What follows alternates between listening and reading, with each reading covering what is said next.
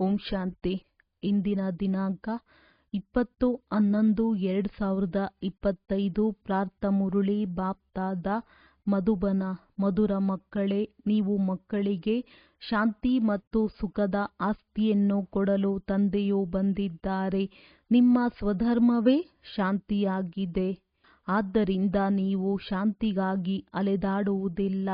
ಪ್ರಶ್ನೆ: ಈಗ ನೀವು ಮಕ್ಕಳು 21 ಜನ್ಮಗಳಿಗಾಗಿ ಅಕೂಟ ಖಜಾನೆಗಳಲ್ಲಿ ತುಲಾಭಾರ ಮಾಡಲು ಯೋಗ್ಯರಾಗುತ್ತೀರಿ. ಏಕೆ? ಉತ್ತರ: ಏಕೆಂದರೆ ಯಾವಾಗ ತಂದೆಯು ಹೊಸ ಸೃಷ್ಟಿಯನ್ನು ರಚಿಸುತ್ತಾರೆಯೋ ಆಗ ನೀವು ಮಕ್ಕಳು ಅವರಿಗೆ ಸಹಯೋಗಿಗಳಾಗುತ್ತೀರಿ. ತಮ್ಮದೆಲ್ಲವನ್ನು ಅವರ ಕಾರ್ಯದಲ್ಲಿ ಸಫಲ ಮಾಡುತ್ತೀರಿ. ಆದ್ದರಿಂದ ಅದಕ್ಕೆ ಪ್ರತಿಫಲವಾಗಿ ತಂದೆಯು 21 ಜನ್ಮಗಳಿಗಾಗಿ ನಿಮ್ಮನ್ನು ಅಕೂಟ ಖಜಾನೆಗಳಲ್ಲಿ ಈ ರೀತಿ ತುಲಾಭಾರ ಮಾಡುತ್ತಾರೆ. ನಿಮ್ಮ ಬಳಿ ಎಂದೂ ಧನವು ಖಾಲಿಯಾಗುವುದಿಲ್ಲ, ದುಃಖವೂ ಬರುವುದಿಲ್ಲ, ಅಕಾಲ ಮೃತ್ಯುವೂ ಆಗುವುದಿಲ್ಲ. ಗೀತೆ. ನನಗೆ ಆಶ್ರಯ ನೀಡುವವರು. ಓಂ ಶಾಂತಿ.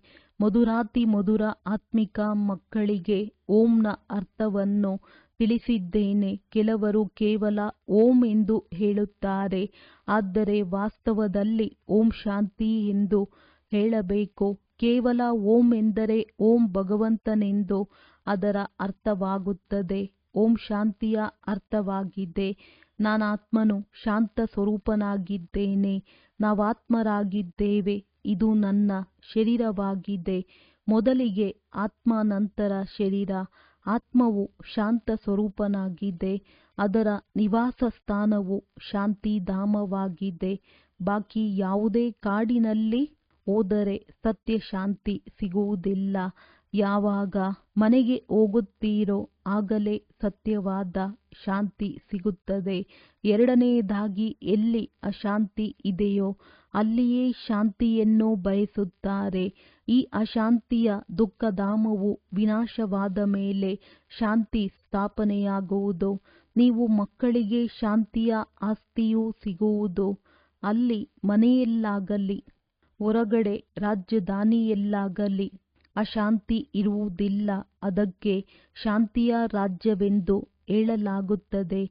ಇಲ್ಲಿ ಅಶಾಂತಿಯ ರಾಜ್ಯವಾಗಿದೆ, ಏಕೆಂದರೆ ರಾವಣ ರಾಜ್ಯವಿದೆ. ಸತ್ಯಯುಗವು ಈಶ್ವರನಿಂದ ಸ್ಥಾಪಿಸಲ್ಪಟ್ಟಿರುವ ರಾಜ್ಯವಾಗಿದೆ. ಮತ್ತೆ ದ್ವಾಪರದ ನಂತರ ಆಸುರಿ ರಾಜ್ಯವಾಗುತ್ತದೆ. ಅಸುರರಿಗೆಂದೂ ಶಾಂತಿ ಇರುವುದಿಲ್ಲ. ಮನೆಯಲ್ಲಿ, ಅಂಗಡಿಯಲ್ಲಿ, ಎಲ್ಲಿ ನೋಡಿದರೂ ಅಶಾಂತಿಯೇ ಅಶಾಂತಿ ಇರುತ್ತದೆ. ಪಂಚವಿಕಾರ ರೂಪಿ ರಾವಣನು ಅಶಾಂತಿಯನ್ನು ಹರಡುತ್ತಾನೆ. ರಾವಣನೆಂದರೇನು ಎಂದು ಯಾವುದೇ ವಿದ್ವಾಂಸ, ಪಂಡಿತ ಮೊದಲಾದವರು ತಿಳಿದುಕೊಂಡಿಲ್ಲ. ನಾವು ವರ್ಷವೂ ಏಕೆ ರಾವಣನನ್ನು ಸುಡುತ್ತೇವೆಂದು ತಿಳಿದುಕೊಂಡಿಲ್ಲ. ಸತ್ಯ ತ್ರೇತಾಯುಗದಲ್ಲಿ ಈ ರಾವಣನಿರುವುದೇ ಇಲ್ಲ. ಅದು ದೈವಿ ರಾಜ್ಯವಾಗಿದೆ. ಈಶ್ವರ ತಂದೆಯು ನಿಮ್ಮ ಮೂಲಕ ದೈವಿ ರಾಜ್ಯದ ಸ್ಥಾಪನೆ ಮಾಡುತ್ತಾರೆ. ಅವರೊಬ್ಬರೇ ಮಾಡುವುದಿಲ್ಲ. ನೀವು ಮಧುರಾತಿ ಮಧುರ ಮಕ್ಕಳು ಈಶ್ವರನಿಗೆ ಸಹಯೋಗಿಗಳಾಗುತ್ತೀರಿ. ಮೊದಲು ರಾವಣನಿಗೆ ಸಹಯೋಗಿಗಳಾಗಿದ್ದೀರಿ. ಈಗ ಈಶ್ವರನು ಬಂದು ಸರ್ವರ ಸದ್ಗತಿ ಮಾಡುತ್ತಿದ್ದಾರೆ. ಸುಖ, ಶಾಂತಿ, ಪವಿತ್ರತೆಯನ್ನು ಸ್ಥಾಪನೆ ಮಾಡುತ್ತಾರೆ. ಈಗ ನೀವು ಮಕ್ಕಳಿಗೆ ಜ್ಞಾನದ 3ನೆಯ ನೇತ್ರವೂ ಸಿಕ್ಕಿದೆ. ಸತ್ಯ ತ್ರೇತಾಯುಗದಲ್ಲಿ ದುಃಖದ ಮಾತಿರುವುದಿಲ್ಲ. ಅಲ್ಲಿ ಗ್ಲಾನಿಯನ್ನು ಮಾಡುವುದಿಲ್ಲ, ಕೆಟ್ಟ ಪದಾರ್ಥಗಳನ್ನು ತಿನ್ನುವುದಿಲ್ಲ. ಇಲ್ಲಂತೂ ನೋಡಿ, ಎಷ್ಟೊಂದು ಕೆಟ್ಟ ಪದಾರ್ಥಗಳನ್ನು ತಿನ್ನುತ್ತಾರೆ. ಕೃಷ್ಣನಿಗೆ ಗೋವುಗಳು ಬಹಳ ಪ್ರಿಯವಾಗಿದ್ದವೆಂದು ತೋರಿಸುತ್ತಾರೆ. ಕೃಷ್ಣನು ಗೊಲ್ಲನಾಗಿದ್ದನು, ಗೋವುಗಳ ಪಾಲನೆ ಮಾಡುತ್ತಿದ್ದನೆಂದಲ್ಲ. ಅಲ್ಲಿನ ಗೋವುಗಳು ಮತ್ತು ಇಲ್ಲಿನ ಗೋವುಗಳಲ್ಲಿ ಬಹಳ ಅಂತರವಿದೆ. ಅಲ್ಲಿನ ಹಸುಗಳು ಬಹಳ ಸತೋಪ್ರಧಾನ, ಸುಂದರವಾಗಿರುತ್ತವೆ. ಹೇಗೆ ದೇವತೆಗಳು ಸುಂದರರಾಗಿದ್ದರೋ ಅದೇ ರೀತಿ ಹಸುಗಳು ಸುಂದರವಾಗಿರುತ್ತವೆ. ನೋಡಿದೊಡನೆಯೇ ಬಹಳ ಖುಷಿಯಾಗಿ ಬಿಡುತ್ತದೆ. ಅದು ಸ್ವರ್ಗ, ಇದು ನರಕವಾಗಿದೆ. ಎಲ್ಲರೂ ಸ್ವರ್ಗವನ್ನು ನೆನಪು ಮಾಡುತ್ತಾರೆ. ಸ್ವರ್ಗ ಮತ್ತು ನರಕದಲ್ಲಿ ರಾತ್ರಿ ಹಗಲಿನ ಅಂತರವಿದೆ. ರಾತ್ರಿಯಲ್ಲಿ ಅಂಧಕಾರವು, ದಿನದಲ್ಲಿ ಪ್ರಕಾಶತೆಯೂ ಇರುತ್ತದೆ. ಬ್ರಹ್ಮನ ದಿನವೆಂದರೆ ಬ್ರಹ್ಮ ವಂಶಿಗಳ ದಿನವಾಯಿತು. ಮೊದಲು ನೀವು ಸಹ ಘೋರ ಅಂಧಕಾರ ರಾತ್ರಿಯಲ್ಲಿದ್ದೀರಿ. ಮಹಾತ್ಮ ಮೊದಲಾದವರನ್ನು ಚಿನ್ನದಲ್ಲಿ ತುಲಾಭಾರ ಮಾಡುತ್ತಾರೆ, ಏಕೆಂದರೆ ಶಾಸ್ತ್ರಗಳ ವಿದ್ವಾಂಸರಾಗಿದ್ದಾರೆ. ಅವರಿಗೆ ಏಕೆ ಇಷ್ಟೊಂದು ಪ್ರಭಾವವಿದೆ? ಇದನ್ನು ತಂದೆಯೂ ತಿಳಿಸಿದ್ದಾರೆ. ವೃಕ್ಷದಲ್ಲಿ ಹೊಸ ಹೊಸ ಎಲೆಗಳು ಬಂದಾಗ ಸತೋಪ್ರಧಾನವಾಗಿರುತ್ತದೆಯೋ ಹಾಗೆಯೇ ಆತ್ಮವು ಹೊಸದಾಗಿ ಮೇಲಿನಿಂದ ಬಂದಾಗ ಅವಶ್ಯವಾಗಿ ಅಲ್ಪಕಾಲಕ್ಕಾಗಿ ಅವರ ಪ್ರಭಾವವಿರುತ್ತದೆ. ಚಿನ್ನ ಅಥವಾ ವಜ್ರಗಳಲ್ಲಿ ಅವರನ್ನು ತುಲಾಭಾರ ಮಾಡುತ್ತಾರೆ, ಆದರೆ ಇದೆಲ್ಲವೂ ಸಮಾಪ್ತಿಯಾಗುವುದು. ಮನುಷ್ಯರ ಬಳಿ ಎಷ್ಟೊಂದು ಲಕ್ಷಾಂತರ ಮನೆಗಳಿವೆ, ನಾವಂತೂ ಬಹಳ ಸಾಹುಕಾರರಾಗಿದ್ದೇವೆಂದು ತಿಳಿಯುತ್ತಾರೆ. ಆದರೆ ನಿಮಗೆ ತಿಳಿದಿದೆ, ಈ ಸಾಹುಕಾರತನವು ಇನ್ನೂ ಸ್ವಲ್ಪವೇ ಸಮಯವಿರುವುದು. ಇದೆಲ್ಲವೂ ಮಣ್ಣು ಪಾಲಾಗಲಿದೆ. ಕೆಲವರದ್ದು ಮಣ್ಣು ಪಾಲಾಗುವುದು, ಇನ್ನು ಕೆಲವರದ್ದು ಸುಟ್ಟು ಹೋಗುವುದು. ತಂದೆಯು ಸ್ವರ್ಗ ಸ್ಥಾಪನೆ ಮಾಡುತ್ತಾರೆ. ಅದರಲ್ಲಿ ಯಾರು ಸಫಲ ಮಾಡಿಕೊಳ್ಳುವರೋ ಅವರಿಗೆ 21 ಜನ್ಮಗಳಿಗಾಗಿ ವಜ್ರ ವೈಡೂರ್ಯಗಳ ಮೆಹಲುಗಳು ಸಿಗುತ್ತವೆ. ಇಲ್ಲಂತೂ 1 ಜನ್ಮಕ್ಕಾಗಿ ಸಿಗುತ್ತದೆ. ಅಲ್ಲಿ ನಿಮ್ಮದ್ದು 21 ಜನ್ಮಗಳವರೆಗೆ ನಡೆಯುತ್ತದೆ. ಈ ಕಣ್ಣುಗಳಿಂದ ಏನೆಲ್ಲವನ್ನೂ ನೋಡುತ್ತೀರೋ ಶರೀರ ಸಹಿತವಾಗಿ ಎಲ್ಲವೂ ಭಸ್ಮವಾಗುವುದು. ನೀವು ಮಕ್ಕಳಿಗೆ ದಿವ್ಯ ದೃಷ್ಟಿಯ ಮೂಲಕ ಸಾಕ್ಷಾತ್ಕಾರವೂ ಆಗುತ್ತದೆ. ವಿನಾಶವಾದ ನಂತರ ಈ ಲಕ್ಷ್ಮೀನಾರಾಯಣರ ರಾಜ್ಯ ಬರುವುದು. ನಾವು ನಮ್ಮ ರಾಜ್ಯ ಭಾಗ್ಯವನ್ನು ಪುನಃ ಸ್ಥಾಪನೆ ಮಾಡುತ್ತಿದ್ದೇವೆ. 21 ಪೀಳಿಗೆಗಳು ರಾಜ್ಯ ಮಾಡಿದ್ದೆವು. ನಂತರ ರಾವಣನ ರಾಜ್ಯ ನಡೆಯಿತು. ಈಗ ಪುನಃ ತಂದೆಯು ಬಂದಿದ್ದಾರೆಂದು ನೀವು ತಿಳಿದುಕೊಂಡಿದ್ದೀರಿ. ಭಕ್ತಿ ಮಾರ್ಗದಲ್ಲಿ ಎಲ್ಲರೂ ತಂದೆಯನ್ನೇ ನೆನಪು ಮಾಡುತ್ತಾರೆ. ಗಾಯನವೂ ಇದೆ. ದುಃಖದಲ್ಲಿ ಎಲ್ಲರೂ ಸ್ಮರಣೆ ಮಾಡುವರು, ಸುಖದಲ್ಲಿ ಯಾರೂ ಮಾಡುವುದಿಲ್ಲ. ತಂದೆಯು ಸುಖದ ಆಸ್ತಿಯನ್ನು ಕೊಡುತ್ತಾರೆ. ನಂತರ ನೆನಪು ಮಾಡುವ ಅವಶ್ಯಕತೆ ಇರುವುದಿಲ್ಲ. ನೀವು ಮಾತಾಪಿತಾ ಹೇಗೆ ತಮ್ಮ ಮಕ್ಕಳಿಗೆ ತಂದೆ ತಾಯಿಯಾಗಿರುತ್ತಾರೆ, ಹಾಗೆಯೇ ಇದು ಪಾರಲೌಕಿಕ ಪಿತರ ಮಾತಾಗಿದೆ. ಈಗ ನೀವು ಈ ಲಕ್ಷ್ಮೀನಾರಾಯಣರಾಗಲು ಓದುತ್ತೀರಿ. ಶಾಲೆಯಲ್ಲಿ ಮಕ್ಕಳು ಬಹಳ ಚೆನ್ನಾಗಿ ತೇರ್ಗಡೆಯಾದರೆ ಅವರ ಶಿಕ್ಷಕರಿಗೆ ಬಹುಮಾನ ಸಿಗುತ್ತದೆ. ನೀವೀಗ ನಿಮ್ಮ ಶಿಕ್ಷಕರಿಗೆ ಯಾವ ಬಹುಮಾನ ಕೊಡುವಿರಿ? ನೀವಂತೂ ಅವರನ್ನು ಚಮತ್ಕಾರದಿಂದ ತಮ್ಮ ಮಗುವನ್ನಾಗಿ ಮಾಡಿಕೊಳ್ಳುತ್ತೀರಿ. ಕೃಷ್ಣನ ಬಾಯಲ್ಲಿ ಅವರ ತಾಯಿಯು ಬೆಣ್ಣೆಯ ಗೋಲವನ್ನು ನೋಡಿದಳೆಂದು ತೋರಿಸುತ್ತಾರೆ. ಕೃಷ್ಣನಂತೂ ಸತ್ಯಯುಗದಲ್ಲಿ ಜನ್ಮ ಪಡೆದನು. ಕೃಷ್ಣನು ಹಾಗೆ ಬೆಣ್ಣೆ ತಿನ್ನುವ ಮಾತಿಲ್ಲ. ಅವನು ವಿಶ್ವದ ಮಾಲೀಕನಾಗಿದ್ದಾನೆ. ಅಂದ ಮೇಲೆ ಇದು ಯಾವ ಸಮಯದ ಮಾತಾಗಿದೆ? ಇದು ಈಗಿನ ಸಂಗಮದ ಮಾತಾಗಿದೆ. ನೀವು ತಿಳಿದುಕೊಂಡಿದ್ದೀರಿ, ನಾವು ಶರೀರವನ್ನು ಬಿಟ್ಟು ಹೋಗಿ ವಿಶ್ವದ ಮಾಲೀಕರಾಗುತ್ತೇವೆ. ಕ್ರಿಶ್ಚಿಯನ್ನರಿಬ್ಬರೂ ಪರಸ್ಪರ ಹೊಡೆದಾಡುತ್ತಾರೆ ಮತ್ತು ಬೆಣ್ಣೆಯ ಗೋಲವು ನೀವು ಮಕ್ಕಳಿಗೆ ಸಿಗುತ್ತದೆ ಅಂದರೆ ರಾಜ್ಯಭಾಗ್ಯ ಸಿಗುತ್ತದೆ ಎಲ್ಲವೇ? ಹೇಗೆ ಅವರು ಭಾರತವನ್ನು ಪರಸ್ಪರ ಹೊಡೆದಾಡುವಂತೆ ಮಾಡಿ ತಾವು ರಾಜ್ಯರೂಪಿ ಬೆಣ್ಣೆಯನ್ನು ತಿಂದುಬಿಟ್ಟರು. ಕ್ರಿಶ್ಚಿಯನ್ನರ ರಾಜಧಾನಿಯು ಮುಕ್ಕಾಲು ಭಾಗದಲ್ಲಿತ್ತು. ಕೊನೆಯಲ್ಲಿ ಕಳೆಯುತ್ತಾ ಹೋದಂತೆ ಎಲ್ಲವೂ ಬಿಟ್ಟು ಹೋಯಿತು. ಇಡೀ ವಿಶ್ವದಲ್ಲಿ ನಿಮ್ಮ ವಿನಃ ಮತ್ಯಾರೂ ರಾಜ್ಯವನ್ನು ಮಾಡಲು ಸಾಧ್ಯವಿಲ್ಲ. ನೀವೀಗ ಈಶ್ವರಿಯ ಸಂತಾನರಾಗಿದ್ದೀರಿ. ನೀವು ಬ್ರಹ್ಮಾಂಡದ ಮಾಲೀಕರು ಮತ್ತು ವಿಶ್ವದ ಮಾಲೀಕರಾಗುತ್ತೀರಿ. ವಿಶ್ವದಲ್ಲಿ ಬ್ರಹ್ಮಾಂಡವು ಬರುವುದಿಲ್ಲ. ಸೂಕ್ಷ್ಮವತನದಲ್ಲಿಯೂ ರಾಜ್ಯಭಾರ ನಡೆಯುವುದಿಲ್ಲ. ಸತ್ಯ ತ್ರೇತಾಯುಗ ಈ ಚಕ್ರವು ಇಲ್ಲಿ ಸ್ಥೂಲವತನದಲ್ಲಿಯೇ ಸುತ್ತುತ್ತದೆ. ಧ್ಯಾನದಲ್ಲಿ ಆತ್ಮವು ಎಲ್ಲಿಯೂ ಹೋಗುವುದಿಲ್ಲ.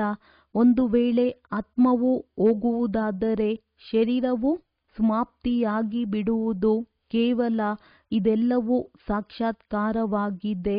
ರಿದ್ಧಿ ಸಿದ್ಧಿಯ ಮೂಲಕವೂ ಇಂತಹ ಸಾಕ್ಷಾತ್ಕಾರಗಳಾಗುತ್ತವೆ. ಇಲ್ಲಿ ಕುಳಿತೇ ವಿದೇಶದ ಪಾರ್ಲಿಮೆಂಟನ್ನು ನೋಡಬಲ್ಲರು. ತಂದೆಯ ಕೈಯಲ್ಲಿಯೂ ಸಹ ದಿವ್ಯ ದೃಷ್ಟಿಯ ಚಾಬಿ ಇದೆ. ನೀವು ಇಲ್ಲಿ ಕುಳಿತೇ ಲಂಡನ್ ನೋಡಬಲ್ಲಿರಿ. ಡ್ರಾಮಾನುಸಾರ ಆ ಸಮಯದಲ್ಲಿ ಅದು ಸಾಕ್ಷಾತ್ಕಾರವಾಗುತ್ತದೆ.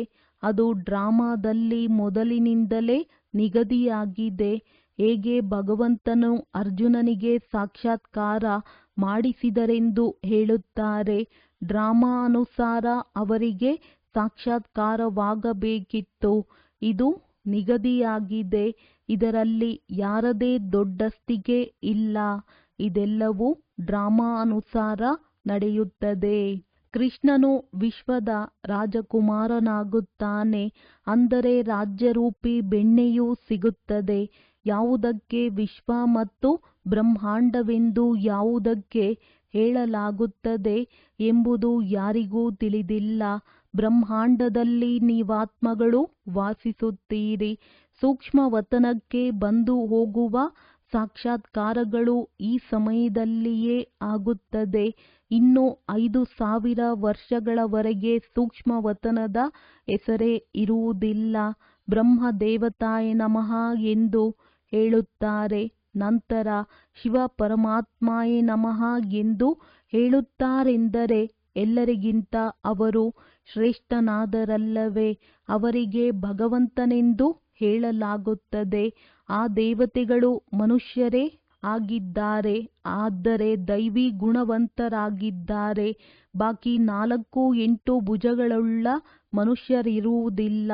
ಅಲ್ಲಿಯೂ ಆ ದೇವತೆಗಳು ಮನುಷ್ಯರೇ ಆಗಿದ್ದಾರೆ, ಆದರೆ ದೈವಿ ಗುಣವಂತರಾಗಿದ್ದಾರೆ. ಬಾಕಿ 4 ಭುಜಗಳುಳ್ಳ ಮನುಷ್ಯರಿರುವುದಿಲ್ಲ. ಅಲ್ಲಿಯೂ 2 ಭುಜದವರೇ ಇರುತ್ತಾರೆ, ಆದರೆ ಸಂಪೂರ್ಣ ಪವಿತ್ರರಾಗಿರುತ್ತಾರೆ. ಅಪವಿತ್ರತೆಯ ಮಾತಿರುವುದಿಲ್ಲ. ಎಂದು ಅಕಾಲ ಮೃತ್ಯುವಾಗುವುದಿಲ್ಲ ಅಂದಾಗ ನೀವು ಮಕ್ಕಳಿಗೆ ಖುಷಿ ಇರಬೇಕು. ನಾವಾತ್ಮರು ಈ ಶರೀರದ ಮೂಲಕ ತಂದೆಯನ್ನು ನೋಡಲೇಬೇಕು. ಶರೀರವೇ ಕಾಣುತ್ತದೆ. ಪರಮಾತ್ಮ ಅಥವಾ ಆತ್ಮನನ್ನಂತೂ ನೋಡಲು ಸಾಧ್ಯವಿಲ್ಲ. ಆತ್ಮ ಮತ್ತು ಪರಮಾತ್ಮನನ್ನು ಅರಿತುಕೊಳ್ಳಲಾಗುತ್ತದೆ. ನೋಡುವುದಕ್ಕಾಗಿ ಮತ್ತೆ ದಿವ್ಯ ದೃಷ್ಟಿಯೂ ಸಿಗುತ್ತದೆ. ಮತ್ತೆಲ್ಲ ವಸ್ತುಗಳು ದಿವ್ಯ ದೃಷ್ಟಿಯಿಂದ ದೊಡ್ಡದಾಗಿ ಕಾಣುತ್ತವೆ. ರಾಜಧಾನಿಯು ದೊಡ್ಡದಾಗಿ ಕಾಣುತ್ತದೆ. ಆತ್ಮವಂತೂ ಚಿಕ್ಕ ಬಿಂದುವಾಗಿದೆ. ಬಿಂದುವನ್ನು ನೋಡುವುದರಿಂದ ನೀವು ಏನೂ ತಿಳಿದುಕೊಳ್ಳುವುದಿಲ್ಲ. ಆತ್ಮವು ಬಹಳ ಸೂಕ್ಷ್ಮವಾಗಿದೆ. ಅನೇಕ ವೈದ್ಯರು ಮೊದಲಾದವರು ಆತ್ಮವನ್ನು ನೋಡುವ ಪ್ರಯತ್ನ ಪಟ್ಟರು, ಆದರೆ ಯಾರಿಗೂ ತಿಳಿಯುವುದಿಲ್ಲ. ಆ ಮನುಷ್ಯರಂತೂ ವಜ್ರ ರತ್ನಗಳಲ್ಲಿ ತುಲಾಭಾರ ಮಾಡುತ್ತಾರೆ. ನೀವು ಜನ್ಮ ಜನ್ಮಾಂತರಕ್ಕಾಗಿ ಪದಮಾಪತಿಗಳಾಗುತ್ತೀರಿ. ನಿಮಗೆ ಯಾವುದೇ ಹೊರಗಿನ ಆಡಂಬರವಿಲ್ಲ. ಸಾಧಾರಣ ರೀತಿಯಲ್ಲಿ ಈ ರಥದಲ್ಲಿ ಕುಳಿತು ತಂದೆಯು ಓದಿಸುತ್ತಾರೆ. ಇವರ ಹೆಸರಾಗಿದೆ ಭಗೀರಥ. ಇದು ಹಳೆಯ ಪತಿತ ರಥವಾಗಿದ್ದು ಇದರಲ್ಲಿ ತಂದೆಯು ಬಂದು ಶ್ರೇಷ್ಠಾತಿ ಶ್ರೇಷ್ಠ ಸೇವೆ ಮಾಡುತ್ತಾರೆ. ತಂದೆಯು ತಿಳಿಸುತ್ತಾರೆ, ನನಗಂತೂ ನನ್ನದೇ ಆದ ಶರೀರವಿಲ್ಲ. ನಾನು ಪ್ರೇಮ ಸಾಗರ ಆಗಿದ್ದೇನೆ. ಅಂದ ಮೇಲೆ ನಿಮಗೆ ಆಸ್ತಿಯನ್ನು ಹೇಗೆ ಕೊಡಲಿ? ಮೇಲಿನಿಂದಂತೂ ಕೊಡಲು ಸಾಧ್ಯವಿಲ್ಲ. ಅಥವಾ ಪ್ರೇರಣೆಯಿಂದ ಓದಿಸುತ್ತೇನೆಯೇ? ಅವಶ್ಯವಾಗಿ ಇಲ್ಲಿಯೇ ಬರಬೇಕಾಗುತ್ತದೆ. ಭಕ್ತಿ ಮಾರ್ಗದಲ್ಲಿ ನನ್ನನ್ನು ಪೂಜಿಸುತ್ತಾರೆ. ಎಲ್ಲರಿಗೆ ನಾನು ಪ್ರಿಯನಾಗುತ್ತೇನೆ. ಗಾಂಧಿ, ನೆಹರು ಮೊದಲಾದವರ ಚಿತ್ರಗಳು ಪ್ರಿಯವೆನಿಸುತ್ತವೆ. ಅವರ ಶರೀರವನ್ನು ನೆನಪು ಮಾಡುತ್ತಾರೆ. ಆತ್ಮವು ಅವಿನಾಶಿಯಾಗಿದೆ. ಅದಂತೂ ಹೋಗಿ ಇನ್ನೊಂದು ಜನ್ಮವನ್ನು ಪಡೆದುಕೊಂಡಿತು. ಬಾಕಿ ವಿನಾಶಿ ಚಿತ್ರವನ್ನು ನೆನಪು ಮಾಡುತ್ತಾರೆ. ಅಂದ ಮೇಲೆ ಅದು ಭೂತ ಪೂಜೆಯಾಯಿತಲ್ಲವೇ?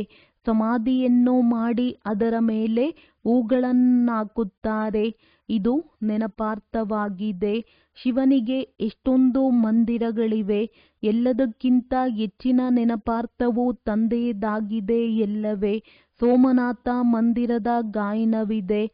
ಮೊಹಮ್ಮದ್ ಗಜ್ನಿಯು ಬಂದು ಲೂಟಿ ಮಾಡಿಕೊಂಡು ಹೋದನು. ನಿಮ್ಮ ಬಳಿ ಬಹಳ ಧನವಿತ್ತು. ತಂದೆಯು ನೀವು ಮಕ್ಕಳನ್ನು ರತ್ನಗಳಲ್ಲಿ ತುಲಾಭಾರ ಮಾಡುತ್ತಾರೆ, ಸ್ವಯಂವನ್ನು ತುಲಾಭಾರ ಮಾಡಿಸಿಕೊಳ್ಳುವುದಿಲ್ಲ.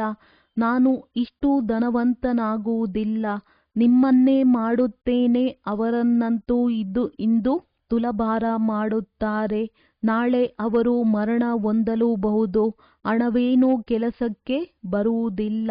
ಆದ್ದರಿಂದ ನಿಮ್ಮನ್ನು ತಂದೆಯು ಅಕೂಟ ಖಜಾನೆಗಳಲ್ಲಿ ಈ ರೀತಿ ತುಲಾಭಾರ ಮಾಡುತ್ತಾರೆ. ಅದು 21 ಜನ್ಮಗಳವರೆಗೆ ಜೊತೆ ಇರುತ್ತದೆ. ಅದು ಒಂದು ವೇಳೆ ಶ್ರೀಮತದಂತೆ ನಡೆದಾಗ ಮಾತ್ರ. ಅಲ್ಲಿ ದುಃಖದ ಹೆಸರಿರುವುದಿಲ್ಲ ಎಂದು ಅಕಾಲ ಮೃತ್ಯುವಾಗುವುದಿಲ್ಲ. ಮೃತ್ಯುವಿಗೆ ಹೆದರುವುದಿಲ್ಲ. ಇಲ್ಲಿ ಎಷ್ಟೊಂದು ಹೆದರುತ್ತಾರೆ, ಅಳುತ್ತಾರೆ. ನಾವು ಹೋಗಿ ರಾಜಕುಮಾರರಾಗುತ್ತೇವೆಂದು ನಿಮಗೆ ಎಷ್ಟೊಂದು ಖುಷಿಯಾಗುತ್ತದೆ. ಜಾದೂಗರ್, ರತ್ನಾಗರ್, ಸೌದಾಗರನೆಂದು ಶಿವ ಪರಮಾತ್ಮನಿಗೆ ಹೇಳಲಾಗುತ್ತದೆ. ನಿಮಗೂ ಸಾಕ್ಷಾತ್ಕಾರ ಮಾಡಿಸುತ್ತಾರೆ. ಈ ರೀತಿ ರಾಜಕುಮಾರರಾಗುತ್ತೀರಿ ಎಂದು. ಇತ್ತೀಚೆಗೆ ತಂದೆಯು ಸಾಕ್ಷಾತ್ಕಾರದ ಪಾತ್ರವನ್ನೇ ನಿಲ್ಲಿಸಿ ಬಿಟ್ಟಿದ್ದಾರೆ, ಏಕೆಂದರೆ ಇದರಿಂದ ನಷ್ಟವಾಗುತ್ತದೆ. ಈಗ ತಂದೆಯು ಜ್ಞಾನದಿಂದ ನಿಮ್ಮ ಸದ್ಗತಿ ಮಾಡುತ್ತಾರೆ. ನೀವು ಮೊದಲು ಸುಖಧಾಮಕ್ಕೆ ಹೋಗುತ್ತೀರಿ. ಈಗಂತೂ ದುಃಖಧಾಮವಿದೆ. ನಿಮಗೆ ತಿಳಿದಿದೆ, ಆತ್ಮವೇ ಜ್ಞಾನಧಾರಣೆ ಮಾಡುತ್ತದೆ. ಆದ್ದರಿಂದ ತಮ್ಮನ್ನು ಆತ್ಮನೆಂದು ತಿಳಿಯಿರಿ ಎಂದು ತಂದೆಯು ತಿಳಿಸುತ್ತಾರೆ. ಆತ್ಮದಲ್ಲಿಯೇ ಒಳ್ಳೆಯ ಅಥವಾ ಕೆಟ್ಟ ಸಂಸ್ಕಾರಗಳಿರುತ್ತವೆ. ಒಂದು ವೇಳೆ ಸಂಸ್ಕಾರವು ಶರೀರದಲ್ಲಿದ್ದಿದ್ದೇ ಆದರೆ ಶರೀರವು ಸುಟ್ಟಾಗ ಸಂಸ್ಕಾರವು ಭಸ್ಮವಾಗಿ ಬಿಡುವುದು. ಶಿವ ತಂದೆಯೇ ನಾವಾತ್ಮರು ಈ ಶರೀರದ ಮೂಲಕ ಓದುತ್ತೇವೆಂದು ನೀವು ಹೇಳುತ್ತೀರಿ. ಹೊಸ ಮಾತಲ್ಲವೇ. ನಾವಾತ್ಮಗಳಿಗೆ ಶಿವ ತಂದೆಯು ಓದಿಸುತ್ತಾರೆ. ಇದನ್ನು ಪಕ್ಕಾ ನೆನಪು ಮಾಡಿ. ಅವರು ನಾವೆಲ್ಲ ಆತ್ಮರಿಗೆ ತಂದೆಯೂ ಆಗಿದ್ದಾರೆ, ಶಿಕ್ಷಕನೂ ಆಗಿದ್ದಾರೆ. ಸ್ವಯಂ ತಂದೆಯೇ ತಿಳಿಸುತ್ತಾರೆ, ನನಗೆ ನನ್ನದೇ ಆದ ಶರೀರವಿಲ್ಲ, ನಾನೂ ಸಹ ಆತ್ಮನಾಗಿದ್ದೇನೆ. ಆದರೆ ನನಗೆ ಪರಮಾತ್ಮನೆಂದು ಹೇಳಲಾಗುತ್ತದೆ. ಆತ್ಮವೇ ಎಲ್ಲವನ್ನೂ ಮಾಡುತ್ತದೆ. ಬಾಕಿ ಶರೀರಗಳ ಹೆಸರುಗಳು ಬದಲಾಗುತ್ತವೆ. ಆತ್ಮವು ಆತ್ಮವೇ ಆಗಿದೆ. ನಾನು ಪರಮ ಆತ್ಮನು. ನಿಮ್ಮ ತರಹ ಪುನರ್ಜನ್ಮವನ್ನು ತೆಗೆದುಕೊಳ್ಳುವುದಿಲ್ಲ. ಡ್ರಾಮಾದಲ್ಲಿ ನನ್ನ ಪಾತ್ರವೇ ಹೀಗಿದೆ. ನಾನು ಇವರಲ್ಲಿ ಪ್ರವೇಶ ಮಾಡಿ ತಿಳಿಸುತ್ತಿದ್ದೇನೆ. ಆದ್ದರಿಂದ ಇವರಿಗೆ ಭಾಗ್ಯಶಾಲಿ ರಥವೆಂದು ಹೇಳಲಾಗುತ್ತದೆ. ಇದಕ್ಕೆ ಹಳೆಯ ಪಾದರಕ್ಷೆಯೆಂದು ಹೇಳುತ್ತಾರೆ. ಶಿವ ತಂದೆಯು ಈ ಹಳೆಯ ಪಾದರಕ್ಷೆಯನ್ನು ಧರಿಸಿದ್ದಾರೆ. ತಂದೆಯು ತಿಳಿಸುತ್ತಾರೆ, ನಾನು ಇವರಲ್ಲಿ ಬಹಳ ಜನ್ಮಗಳ ಅಂತಿಮದಲ್ಲಿ ಪ್ರವೇಶಿಸುತ್ತೇನೆ. ಮೊಟ್ಟಮೊದಲು ಇವರೇ ಆಗುತ್ತಾರೆ. ತತತ್ವಂ. ತಂದೆಯು ತಿಳಿಸುತ್ತಾರೆ, ನೀವಂತೂ ಯುವಕರಾಗಿದ್ದೀರಿ. ನನಗಿಂತಲೂ ಹೆಚ್ಚಿನದಾಗಿ ಓದಿ ಶ್ರೇಷ್ಠ ಪದವಿಯನ್ನು ಪಡೆಯಿರಿ. ಆದರೆ ನನ್ನ ಜೊತೆ ತಂದೆಯಿದ್ದಾರೆ. ಆದ್ದರಿಂದ ನನಗೆ ಗಳಿಗೆಗೂ ಅವರ ನೆನಪು ಬರುತ್ತದೆ. ತಂದೆಯು ನನ್ನ ಜೊತೆಯಲ್ಲಿಯೇ ಮಲಗುತ್ತಾರೆ. ಆದರೆ ತಂದೆಯು ನನ್ನನ್ನು ಆಲಿಂಗನ ಮಾಡಲು ಸಾಧ್ಯವಿಲ್ಲ. ನಿಮ್ಮನ್ನು ಆಲಿಂಗನ ಮಾಡಿಕೊಳ್ಳುತ್ತಾರೆ. ನೀವು ಭಾಗ್ಯಶಾಲಿಗಳಲ್ಲವೇ. ಶಿವ ತಂದೆಯು ಯಾವ ಶರೀರವನ್ನು ಆಧಾರವಾಗಿ ತೆಗೆದುಕೊಂಡಿದ್ದಾರೆಯೋ ಅವರನ್ನು ನೀವು ಆಲಿಂಗನ ಮಾಡುತ್ತೀರಿ. ನಾನು ಹೇಗೆ ಮಾಡಲಿ? ನನಗಂತೂ ಈ ಅದೃಷ್ಟವೂ ಇಲ್ಲ. ಆದ್ದರಿಂದ ನೀವು ಭಾಗ್ಯಶಾಲಿ ನಕ್ಷತ್ರಗಳೆಂದು ಗಾಯನವಿದೆ. ಮಕ್ಕಳು ಯಾವಾಗಲೂ ಅದೃಷ್ಟವಂತರಾಗಿರುತ್ತಾರೆ. ತಂದೆಯು ಹಣವನ್ನು ಮಕ್ಕಳಿಗೆ ಕೊಡುತ್ತಾರೆ. ಅಂದ ಮೇಲೆ ನೀವು ಭಾಗ್ಯಶಾಲಿ ನಕ್ಷತ್ರಗಳಾದಿರಲ್ಲವೇ? ಶಿವ ತಂದೆಯು ಹೇಳುತ್ತಾರೆ, ನೀವು ನನಗಿಂತಲೂ ಭಾಗ್ಯಶಾಲಿಗಳಾಗಿದ್ದೀರಿ. ನಿಮಗೆ ಓದಿಸಿ ವಿಶ್ವದ ಮಾಲೀಕರನ್ನಾಗಿ ಮಾಡುತ್ತೇನೆ. ಆದರೆ ನಾನಾಗುವುದಿಲ್ಲ. ನೀವು ಬ್ರಹ್ಮಾಂಡಕ್ಕೂ ಮಾಲೀಕನಾಗುತ್ತೀರಿ. ಆದರೆ ನನ್ನ ಬಳಿ ದಿವ್ಯ ದೃಷ್ಟಿಯ ಬೀಗದ ಕೈ ಇದೆ. ನಾನು ಜ್ಞಾನ ಸಾಗರನಾಗಿದ್ದೇನೆ. ನಿಮ್ಮನ್ನು ಮಾಸ್ಟರ್ ಜ್ಞಾನ ಸಾಗರರನ್ನಾಗಿ ಮಾಡುತ್ತೇನೆ. ನೀವು ಇಡೀ ಚಕ್ರವನ್ನು ಅರಿತು ಚಕ್ರವರ್ತಿ ಮಹಾರಾಜ ಮಹಾರಾಣಿಯಾಗುತ್ತೀರಿ. ನಾನಾಗುವುದಿಲ್ಲ. ಹೇಗೆ ವೃದ್ಧರಾದಂತೆ ತಮ್ಮ ಮಕ್ಕಳಿಗೆ ಎಲ್ಲವನ್ನೂ ಕೊಟ್ಟು ವಾನಪ್ರಸ್ಥದಲ್ಲಿ ಹೊರಟು ಹೋಗುತ್ತಾರೆ. ಮೊದಲು ಈ ರೀತಿ ನಡೆಯುತ್ತಿತ್ತು. ಈಗಿನ ದಿನಗಳಲ್ಲಂತೂ ಮಕ್ಕಳಲ್ಲಿ ಬಹಳಷ್ಟು ಮೋಹವಿರುತ್ತದೆ. ಪಾರಲೌಕಿಕ ತಂದೆಯು ತಿಳಿಸುತ್ತಾರೆ, ನಾನು ಇವರಲ್ಲಿ ಪ್ರವೇಶ ಮಾಡಿ ನೀವು ಮಕ್ಕಳನ್ನು ಮುಳ್ಳುಗಳಿಂದ ಹೂಗಳು ವಿಶ್ವದ ಮಾಲೀಕರನ್ನಾಗಿ ಮಾಡಿ ಅರ್ಧಕಲ್ಪಕ್ಕಾಗಿ ಸದಾ ಸುಖಿಗಳನ್ನಾಗಿ ಮಾಡಿ ನಾನು ವಾನಪ್ರಸ್ಥದಲ್ಲಿ ಹೋಗಿ ಕುಳಿತು ಬಿಡುತ್ತೇನೆ. ಇವೆಲ್ಲ ಮಾತುಗಳು ಶಾಸ್ತ್ರಗಳಲ್ಲಿಲ್ಲ. ಸಾಧು ಸಂತರು ಶಾಸ್ತ್ರಗಳ ಮಾತನ್ನೇ ತಿಳಿಸುತ್ತಾರೆ. ತಂದೆಯು ಜ್ಞಾನ ಸಾಗರನಾಗಿದ್ದಾರೆ. ಅವರೇ ಸ್ವಯಂ ಹೇಳುತ್ತಾರೆ, ಮಕ್ಕಳೇ, ಈ ವೇದಶಾಸ್ತ್ರ ಇತ್ಯಾದಿಗಳೆಲ್ಲವೂ ಭಕ್ತಿ ಮಾರ್ಗದ ಸಾಮಗ್ರಿಗಳಾಗಿವೆ. ಜ್ಞಾನ ಸಾಗರನು ನಾನೊಬ್ಬನೇ ಆಗಿದ್ದೇನೆ. ಒಳ್ಳೆಯದು. ಮಧುರಾತಿ ಮಧುರ ಅಗಲಿ ಹೋಗಿ ಮರಳಿ ಸಿಕ್ಕಿರುವ ಮಕ್ಕಳ ಪ್ರತಿ ಮಾತ್ಪಿತಾ ಬಾಪ್ದಾದಾರವರ ನೆನಪು, ಪ್ರೀತಿ ಹಾಗೂ ಸುಪ್ರಭಾತ. ಆತ್ಮಿಕ ಮಕ್ಕಳಿಗೆ ಆತ್ಮಿಕ ತಂದೆಯ ನಮಸ್ತೆ. ಧಾರಣೆಗಾಗಿ ಮುಖ್ಯ ಸಾರ. ಈ ಕಣ್ಣುಗಳಿಗೆ ಶರೀರ ಸಹಿತವಾಗಿ ಏನೆಲ್ಲವೂ ಕಾಣುತ್ತಿದೆಯೋ ಇದೆಲ್ಲವೂ ಭಸ್ಮವಾಗಲಿದೆ. ಆದ್ದರಿಂದ ತಮ್ಮ ಸರ್ವಸ್ವವನ್ನು ಸಫಲ ಮಾಡಿಕೊಳ್ಳಿ. ತಂದೆಯಿಂದ ಪೂರ್ಣ ಆಸ್ತಿಯನ್ನು ತೆಗೆದುಕೊಳ್ಳಲು ವಿದ್ಯೆಯನ್ನು ಓದಬೇಕಾಗಿದೆ. ಸದಾ ತಮ್ಮ ಅದೃಷ್ಟವನ್ನು ಸ್ಮೃತಿಯಲ್ಲಿಟ್ಟುಕೊಂಡು ಬ್ರಹ್ಮಾಂಡ ಹಾಗೂ ವಿಶ್ವದ ಮಾಲೀಕರಾಗಬೇಕಾಗಿದೆ. ವರದಾನ: ವಾ ಡ್ರಾಮಾ ವಾನ ಸ್ಮೃತಿಯಿಂದ ಅನೇಕರ ಸೇವೆ ಮಾಡುವಂತಹ ಸದಾ ಖುಷ್ ನುಮಃ ಭವ. ಈ ಡ್ರಾಮಾದ ಯಾವುದೇ ದೃಶ್ಯವನ್ನು ನೋಡುತ್ತಾ ವಾ ಡ್ರಾಮಾ ವಾನ ಸ್ಮೃತಿಯಲ್ಲಿರುತ್ತೀರೆಂದರೆ ಎಂದಿಗೂ ಗಾಬರಿಯಾಗುವುದಿಲ್ಲ. ಏಕೆಂದರೆ ಡ್ರಾಮಾದ ಜ್ಞಾನವೂ ಸಿಕ್ಕಿದೆ. ವರ್ತಮಾನ ಸಮಯವು ಕಲ್ಯಾಣಕಾರಿ ಯುಗವಾಗಿದೆ. ಇದರಲ್ಲಿ ಏನೆಲ್ಲ ದೃಶ್ಯಗಳು ಮುಂದೆ ಬರುತ್ತವೆ ಅದರಲ್ಲಿ ಕಲ್ಯಾಣವು ಅಡಗಿದೆ. ವರ್ತಮಾನದಲ್ಲಿ ಕಲ್ಯಾಣ ಕಾಣಿಸದಿರಬಹುದು, ಆದರೆ ಭವಿಷ್ಯದಲ್ಲಿ ಸಮಾವೇಶವಾಗಿ ಕಲ್ಯಾಣವು ಪ್ರತ್ಯಕ್ಷವಾಗಿ ಬಿಡುತ್ತದೆ. ಅದರಿಂದ ವಾ ಡ್ರಾಮಾ ವಾನ ಸ್ಮೃತಿಯಿಂದ ಸದಾ ಖುಷ್ ನುಮಃ ಆಗಿರುತ್ತೀರಿ. ಪುರುಷಾರ್ಥದಲ್ಲಿ ಎಂದಿಗೂ ಆಲಸ್ಯವು ಬರುವುದಿಲ್ಲ.